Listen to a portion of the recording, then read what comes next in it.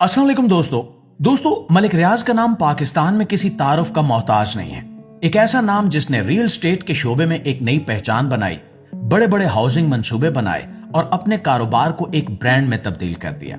लेकिन आज यही नाम एक बार फिर खबरों की जीनत बना हुआ है। वजह यह है कि इतलात के मुताबिक इंटरपोल ने मलिक रियाज और इनके बेटे अली रियाज के खिलाफ रेड नोटिस जारी कर दिया है। और दोस्तों, अब सबसे पहले यह समझना जरूरी है कि रेड नोटिस क्या होता है।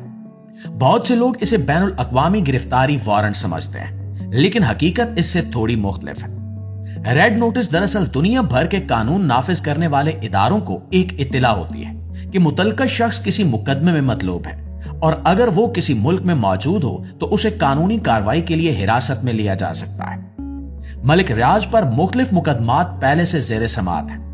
इन पर माली बेज़ाब्तगियों, मनी लॉन्ड्रिंग और जमीन के मामलात में संगीन इल्जामात आयद किए गए। पाकिस्तान का कौमी एहतिसाब ब्यूरो यानी नैब काफी अरसे से इनके खिलाफ कार्रवाई कर रहा है। अब अगर वाकई इंटरपोल ने रेड नोटिस जारी किया है तो ये मामला सिर्फ पाकिस्तान तक महदूद नहीं रहा, बल्कि बैनुल अक़वामी सतह पर पहुंच चुका है। ये खबर इसलिए भी अहम है क्योंकि मलिक रियाज पाकिस्तान के ताकतवर तरीन कारोबारी शख्सियात में शुमार होते हैं।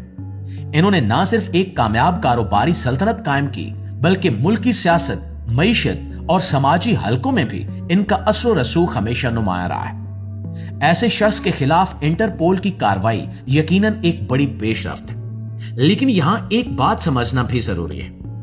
रेड नोटिस जारी होना और किसी शख्स की फौरी गिरफ्तारी दोनों अलग अलग चीजें हैं। अगर मलिक रियाज इस वक्त बैरून मुल्क मौजूद है तो इनकी पाकिस्तानी वापसी एक पेचीदा कानूनी और सिफारती अमल होगा।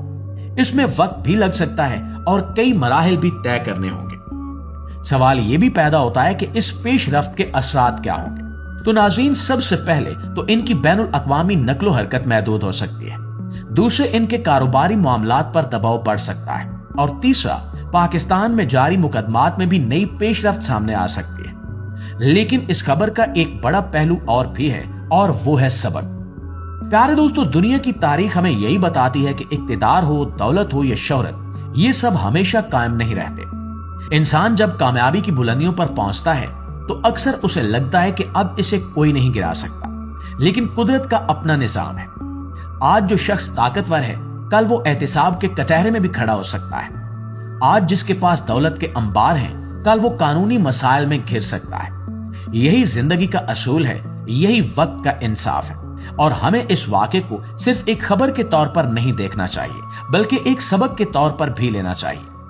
इंसान को चाहिए कि वो अपने उरूज के दिनों में भी आजिज़ी को न भूले, इंसाफ को न छोड़े और कानून से बालातर होने का कभी न सोचे। क्योंकि दौलत इंसान को ताकत दे सकती है, इख्तियार दे सकती है, इज्जत भी दिला सकती है, लेकिन ये सब चीजें हमेशा के लिए नहीं होती।